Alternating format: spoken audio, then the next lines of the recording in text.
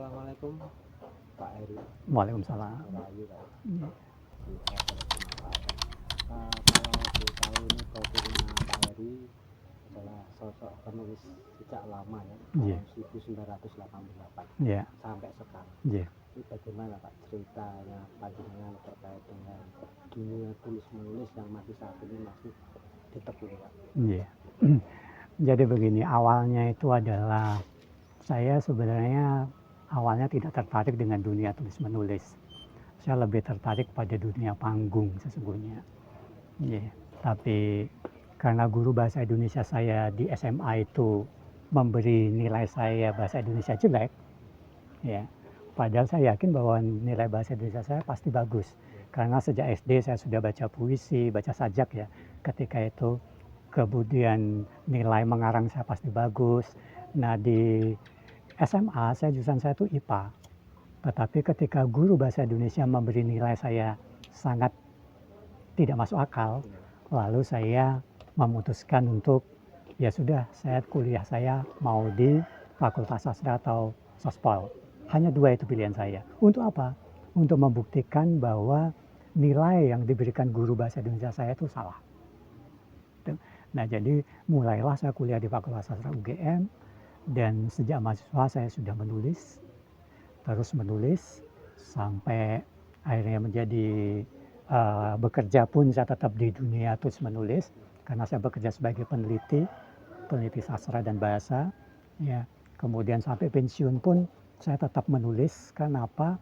Karena menulis bagi saya itu, kalau orang lain mengatakan menulis itu bakat, maka saya tidak percaya bahwa menulis itu bukan bakat. Menulis itu oke lah, menulis itu seni memilih kata, merangkai kata, diksi misalnya, tetapi dia bukan bakat. Ya. Menulis itu adalah bagaimana kebersediaan diri kita untuk mengembangkan potensi diri. Apapun bagi saya, seorang penari misalnya, seorang pesilat, itu bukan karena bakatnya jadi penari dan pesilat, karena dia memang potensi dia dibangunkan, raksasa dalam tubuh dia dibangunkan. Tuh. Latar belakang saya juga orang tua saya PNS, ibu saya ibu rumah tangga, tidak ada yang penulis. Ya. Tetapi ketika kita mau mengembangkan potensi diri kita sebagai penulis dan akhirnya menyadari passion kita memang di menulis, ya sudah, menulis itu menjadi sesuatu yang seperti candu. Saya perlukan setiap saat. Bahkan ketika menua pun saya tetap menulis. Sampai umur berapa nih? Sampai sekarang saya umurnya sudah pensiun. Jadi pensiun itu ya saya sekarang sudah 64 tahun lah. 64 tahun? Iya. Masih menulis ya Pak ya? Tetap menulis. Di wilayah Jogja ini Pak ya? Saya menulis sekarang banyak karena sekarang berkembang medianya media digital, bukan lagi media cetak. Dan media cetak itu tulisan kita ya maaf dalam tanda kutip tidak dihargai lagi, maka larinya saya ke dunia yang digital. Ya saya punya akun di Kompasiana, dan akun itu saya manfaatkan untuk saya berkreasi dalam bidang menulis. Ya, jadi mengapa saya akun di sana, karena di sana semua tertata dengan baik. Dengan baik artinya saya sudah menulis berapa ratus tulisan, bagaimana tulisan saya, berapa pembaca tulisan saya, bagaimana tegur sapa di situ terjadi, itu tercatat semua di akun saya. Jadi tidak ada misalnya istilahnya tulisan saya hilang, tidak ada rumusnya, karena di platform digital itu lebih tertata saya pikir. Ya. Kalau boleh tahu Pak, ini kalau kembali masa lampau Pak, untuk penulisannya itu apa saja Pak? Mungkin buku judulnya apa bisa kalau buku itu karena apa ya? Karena saya kan lebih pada seorang editor. Karena level menulis bagi saya, menulis itu adalah tingkatannya masih manusia, menulis. Tetapi ketika kita menjadi editor, itu kita menjadi dewa. Nah, saya merasa saya sudah menjadi dewa. Dewa dalam bidang tulis menulis. Jadi kalau buku ya buku-buku saya lebih banyak buku-buku penelitian. Tetapi kalau editor saya mengeditori buku-buku terbitannya koleksi Museum Sono Budoyo misalnya. Kemudian terakhir baru saja minggu kemarin dan itu sudah diumumkan, saya menjadi editor buku Anugerah Kebudayaan Dinas Kebudayaan DIY Di Jakarta. Yogyakarta. Yang menerima penghargaan di situ ada Soimah misalnya, ada beberapa tokoh teater, beberapa penggerak kesenian tradisional, dan itu meskipun saya sudah tua tetapi ada institusi-institusi yang masih percaya kepada kemampuan saya.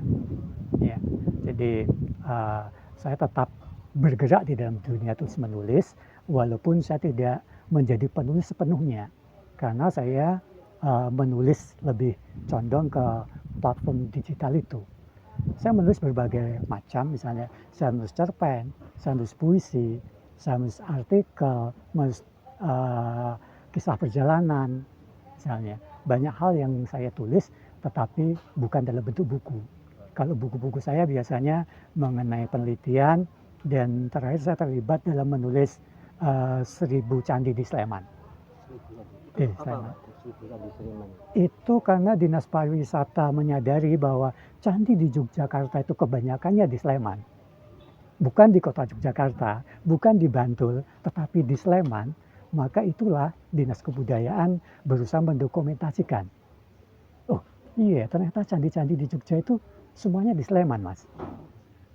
Ya, tidak ada di wilayah lain. Kebanyakan loh. Memang iya. Ya. Nah, tetapi tentu saja kami menulisnya bukan tulisan yang sangat sangat arkeologis, sangat juga tidak.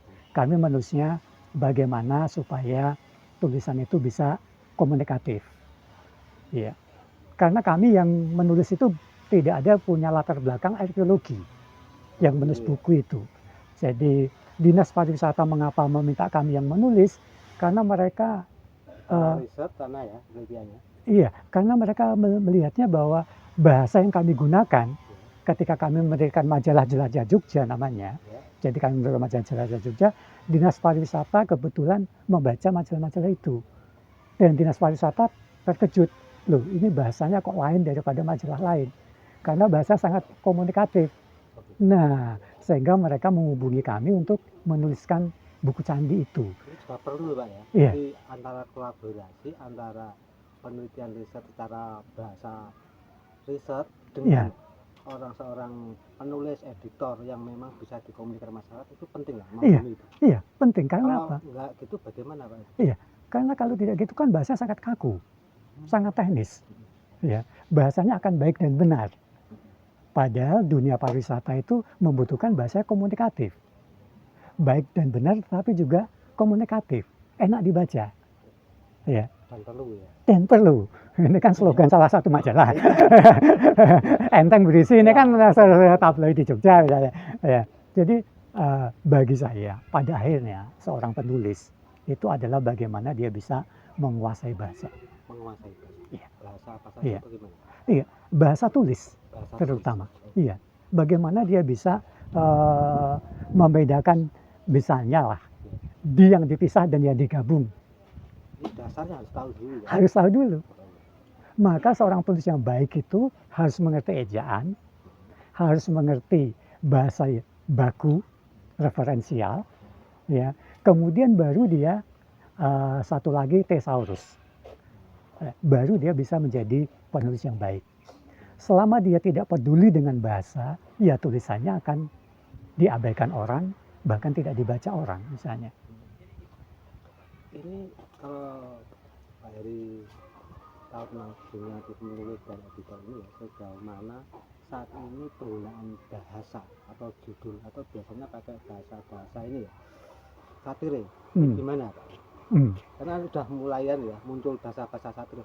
Nah, bahasa-bahasa yang bisa dipahami atau gimana? Ya, maksud saya biasanya kan bahasa-bahasa yang satir, yang sakras, yang hiperbol itu kan ada hubungannya dengan politik, dengan pemerintahan biasanya. Tetapi kalau bahasa-bahasa yang menyangkut kebudayaan, sosial, saya kira masih bahasa-bahasa yang elegan lah. Ya, bahasa-bahasa yang elegan, bahasa-bahasa yang masih bisa dipahami, bahasa-bahasa yang masih santun, ya. Dan saya pikir dunia tulis-menulis kita saat saat ini adalah, bagi saya masih dunia yang baik-baik saja. Baik-baik Banyak peluang, saja. Pak, ya? Banyak peluang, banyak penulis-penulis baru yang bermunculan, Ya. ya. Dan banyak institusi yang misalnya tetap mengadakan lomba-lomba kepenulisan, apapun bentuknya. Entah itu esai, entah itu puisi, entah itu cerpen, dan semuanya itu kan memerlukan bagaimana orang memahami bahasa persoalannya. Memahami Bahasa, dan memperkaya bahasa itu sendiri, kosakatanya. kosakatanya. Iya, iya. Bagaimana cara memperkaya kosakata itu? Memperkaya kosakata jalan terbaiknya adalah dengan banyak membaca. Artinya dengan baca membaca kita kenal dengan bahasa-bahasa yang mungkin tidak lazim digunakan. Lazim digunakan. Iya. Dan bahasa-bahasa yang digunakan masyarakat itu bisa diambil, ya? Bisa. Dengan catatan kita paham soal IYD, bagaimana kaidah penulisannya. Ya. Misalnya sekarang orang banyak menulis kata sholat dituliskan SHOLAT misalnya. Ya, sejauh dia menulis itu dan dia mengasih tanda garis bawah atau ditulis italik, ya nggak masalah. Tetapi ketika itu ditulis dengan tidak menuruti kaidah, ya itu salah. Artinya yang betul dalam kamus adalah salat, SALAT misalnya. Dan ini kan hal yang simpel, tapi bagi seorang penulis yang ingin jadi penulis yang baik, ya dia harus memperhatikan soal-soal yang sepele itu. Apa sih manfaatnya, Pak, kalau mereka atau kita semua menulis dengan baik? Ini apa dampaknya baik ke depan atau baik untuk literasi itu sendiri? Nah, dalam dunia literasi, dunia tulis itu kan mencerminkan pemikiran kita, Mas. Ya, semakin kita tidak baik menulisnya, berarti pikiran kita kacau. Jadi artinya tulisan literate itu mencerminkan apa yang kita pikirkan. Ya.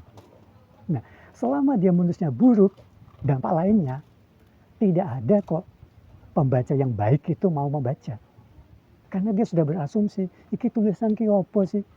Nulis diwe kleru, nulis basa Jawa ya ora dimiringke. Bagi penulis-penulis yang berkategori mereka penulis baik, pembaca yang baik, pasti hal itu akan diperhatikan.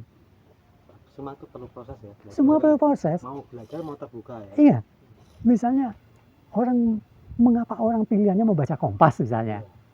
Kok tidak harian yang lain misalnya? Pasti dia punya alasan tertentu. Mungkin salah satunya soal faktor bahasanya. Oh, bahasanya baik ya? Ini juga mempengaruhi trust itu sendiri, ya? Iya, iya. Maka itu sekarang kita membimbing penulis-penulis itu untuk, kalau bagi saya, ya teman-teman penulis muda itu, yang misalnya saya sebagai narasumber, saya akan mewajibkan mereka di gawai mereka untuk tidak menyebut HP, gawai itu bahasa Indonesia, di gawai mereka harus ada kamus, harus ada IYD, harus ada thesaurus. Mengapa begitu?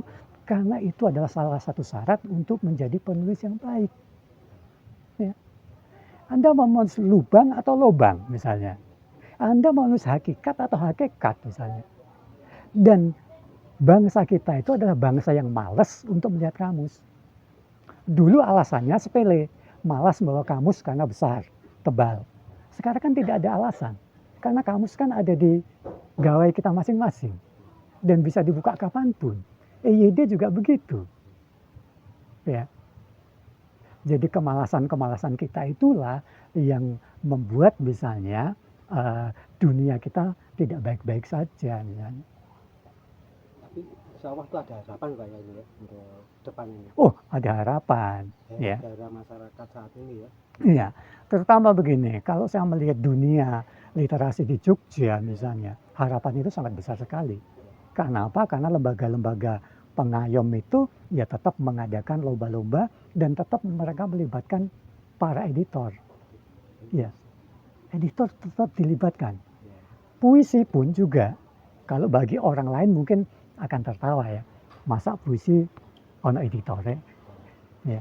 Jangan salah, mereka anak-anak muda yang nulis puisi pun kadangkala ya tidak memakai bahasa yang semestinya, misalnya. Dan itu perlu diperbaiki oleh seorang editor, gitu loh. Ini contoh Pak, di dunia saat ini ya, di era digitalisasi dengan adanya Facebook, adanya Twitter, adanya status semuanya, semua bisa. Ini kalau digunakan dengan penggunaan bahasa yang baik, dengan memperkaya bahasa, itu dampaknya luar biasa ya bagi dunia dan ke depan. Terima kasih. Iya, artinya kita lihat saja kasus yang terakhir lah, Ya. kasus sikus itulah misalnya. Ya. Misalnya lah, itu kan cuma gara-gara bahasa sesungguhnya. Gara-gara pilihan kata kan? Bukan gara-gara apa? Gara-gara pilihan kata saja. Netizen sudah menghujat misalnya. Ya.